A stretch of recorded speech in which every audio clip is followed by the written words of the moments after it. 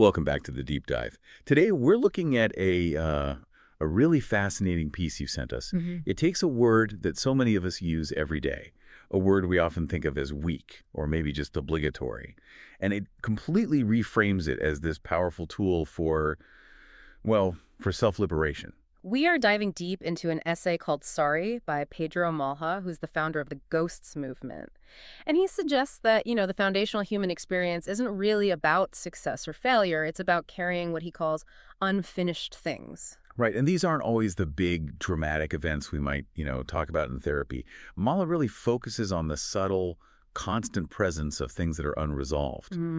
He describes them as things that just, quote, sit quietly in the background of our days, and they shape how we interact with the world, how we hesitate, even how we move. It's that small but really sticky accumulation. He gives these brilliant, memorable details. It could be a conversation you just keep avoiding or the name that you always sort of pause before you say it out loud. Yeah. And the image that really stuck with me was the drawer that never quite closes properly. You know that feeling. You learn to adapt around it. You walk a little wider past it. You always give it that extra push. That's the friction he's talking about. That friction is the perfect lens for this. So the mission of Mala's essay, and I think our mission for this deep dive, is to really understand how the word sorry can be reframed. Right. It's not about confession. It's not about being virtuous or even assigning blame. It's about seeing sorry as pure possibility, a functional lever just to get life moving again and free ourselves from all that accumulated effort of adapting around those unresolved issues. Okay, so let's really unpack that accumulated effort. Let's start with the nature of these unfinished things. Like we said, they don't have to be monumental to cost us a huge amount of energy. It could be a small irritation that just never got resolved, or it could be something much heavier, a formative experience. But they all have this one thing in common, which is the effort required to manage them. And this is where the cost really becomes clear. I mean, we still show up for life. We go to work, we laugh with our friends, we do all the things we're supposed to do, we adapt. But Malha is really explicit here that adaptation is genuinely exhausting because the unfinishedness, and this is crucial, it does not stay in the past. It leaks into the present. How does that leakage actually manifest? Because when I read that line, leaks into the present, it felt like such a perfect description of this subtle cognitive tax. It absolutely is a tax on your cognitive resources. I mean, think about it. If you have an unresolved issue with a colleague, you spend mental energy rehearsing what you might say or, planning how to avoid them in the hallway. Right. And in the long term, Mala notes it shows up as hesitation or guardedness or just that general feeling of being slightly off-center. Think about the nervous system. When something's unresolved, the body stays in this low-level state of alert. It's waiting for the other shoe to drop. Yeah, it is. It anticipates conflict or a repeat violation. And that chronic, subtle hypervigilance is just profoundly draining. It's why you might feel tired even after a full night's sleep. It's like a background program running on your computer, just sucking up the battery life. And that cost, it brings us right to the idea of anger. Because for a lot of people, the source of that unresolved weight is a wrong that was done to them. And anger feels like the only right response. Precisely. A lot of people feel this deep resistance to resolving something because, moving on feels like a betrayal of their own anger, or maybe a betrayal of the truth of what actually happened. To let go of the anger feels like you're erasing the fact that a boundary was crossed. Which is a totally valid emotional stance. Yeah. I mean, anger feels protective. It does, and Malha doesn't dismiss that at all. Instead, he views anger not as like a permanent state or a problem to be solved, but as information. Information. Yeah. It's the body just remembering that something mattered, that a violation occurred, that a boundary existed. The information itself is valuable. It tells you where your boundaries are. But the crucial insight here is that carrying that original raw anger, almost as a form of loyalty to the past, that's what demands all the energy. You're holding on to the alarm bell instead of just listening to the information it's giving you. Exactly. Holding that unresolved anger keeps the past actively alive, right here, right now, and it limits what feels possible in the present. You get caught in this loyalty loop. Loyalty to the truth of what happened versus loyalty to your own need to live a life with, less drag. And whenever we talk about moving past anger or transgression, the conversation almost always turns to the biggest hurdle of all. Forgiveness. It does. And this is where Malha offers this really great analysis of why forgiveness is so often difficult or for some people just plain impossible. Forgiveness in our culture carries this great deal of moral weight. Mm. It implies transcendence, generosity, a releasing of debt, and a promise of like a full and total resolution. And trying to get to that level of transcendence can feel completely unrealistic. It's like a premature psychological move. It is. It's too heavy a lift. Malha notes that asking someone to forgive is often asking them to jump from the point of betrayal directly to the point of virtue. And a lot of people, rightly, feel like they aren't there yet, and maybe they never will be. That moral weight just makes it a non-starter. Which is what makes the simplicity of his idea of sorry so revolutionary in this context. It's often dismissed as meaningless because it can mean so many things. Right. Regret, surrender, simple courtesy, empathy.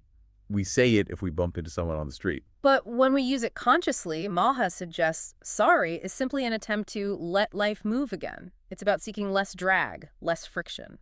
And this is the crucial distinction that separates his argument from all the traditional paths to reconciliation. Okay, let's stay on that distinction because this feels like the core mechanism. How does he position sorry so differently from forgiveness? Sorry sits completely outside that moral framework of resolution. He says it does not require resolution, it does not require agreement, it does not require understanding. It doesn't require the other person to meet you halfway or even acknowledge that you made a move. It can be imperfect, it can be clumsy, and you can offer it without knowing what the response will be. So it just lowers the psychological barrier completely. You don't need to reach some mutual agreement about the past. You just need to acknowledge the cost to the present. Precisely.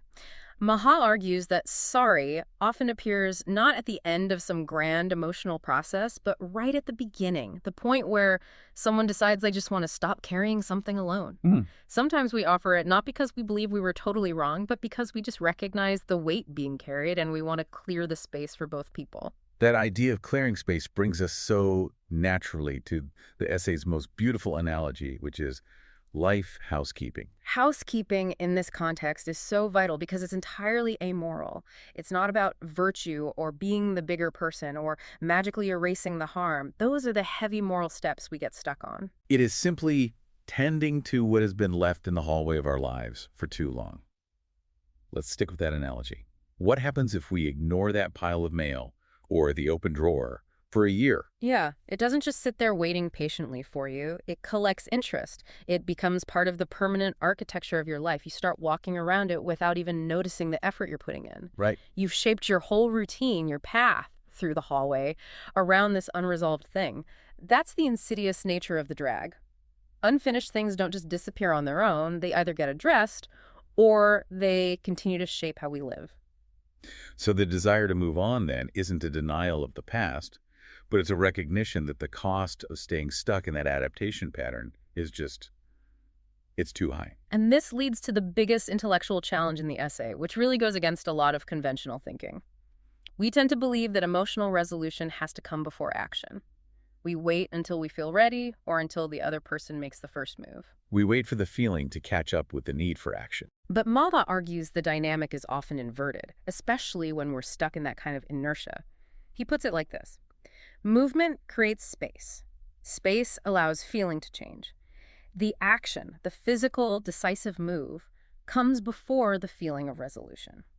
Okay, so let's break down the practical application of that. If the feeling of resolution hasn't arrived yet, what is the action? Is it just the simple act of reaching out? Yes. Picking up the phone, sending that message, asking to meet for coffee, whatever the context calls for. It is a calculated first move.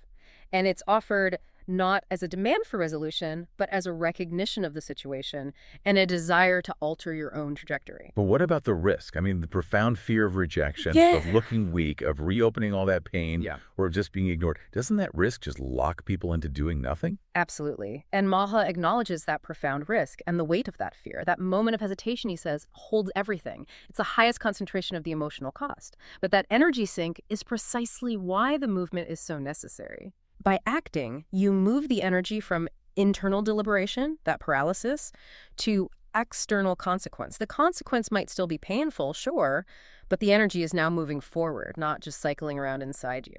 So if you make the move, and that message is just met with silence, what has actually been achieved internally? Because on the outside, it looks like nothing changed. But internally, the state has changed profoundly. Malha describes the silence as being No longer frozen, it has been touched. And this is the crucial distinction between two types of silence. Okay. Silence that has never been challenged keeps us waiting. We're waiting for external permission or movement. But silence after an attempt, well, that allows us to stand in a new place. We have acted, and that act repositions us relative to the past. You've taken ownership of the decision to move. Exactly. And this is where sorry can become something purely for a deep self-recognition. We might realize we needed to say, sorry for carrying this alone for so long, or maybe sorry for waiting for perfect conditions to appear before I tried to live fully. This isn't self-blame. It's just a decision to release yourself from the waiting room. That waiting room, waiting for the perfect moment, the perfect feeling, the perfect resolution, that seems to be the central trap, doesn't it? Housekeeping doesn't wait for perfect conditions. And this ties into a very important nuance Maha includes about trauma awareness. He names it plainly. Trauma is defined by experiences that overwhelm our capacity to process what happened. When something stays unintegrated, time doesn't move cleanly. The event stays perpetually present. Which explains why that well-meaning but ultimately useless advice to just let it go is so frustrating for people. It's useless because you can't just decide to let go. Maha says letting go is not a decision, it is an outcome. It's the result of shifting the internal or external landscape, usually through action.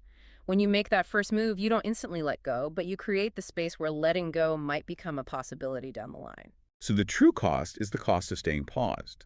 If we avoid the housekeeping, if we avoid the sorry, the unfinishedness doesn't just stay where it is. It continuously erodes our quality of life. It shows up in these quiet, persistent ways. Reduced intimacy, a generalized cautiousness, and a life that, it technically works, but it does not quite breathe. It's a low-grade melancholy. When people talk about needing to heal, a lot of the time what they really mean is they just want less drag. They want to stop spending so much energy navigating the obstacles the past keeps placing in their hallway. Malha's essay is a real intellectual challenge. It forces us to look at this small common word not as a judgment, but as a mechanism. It reasserts sorry, despite all its flaws and its simplicity, as a lever, just a way to loosen something enough for movement to finally resume. He offers, no universal instruction, only this quiet truth about the energetic cost of being human and carrying things alone. And that central takeaway is intensely practical for anyone who's facing one of those intractable, years-long conflicts.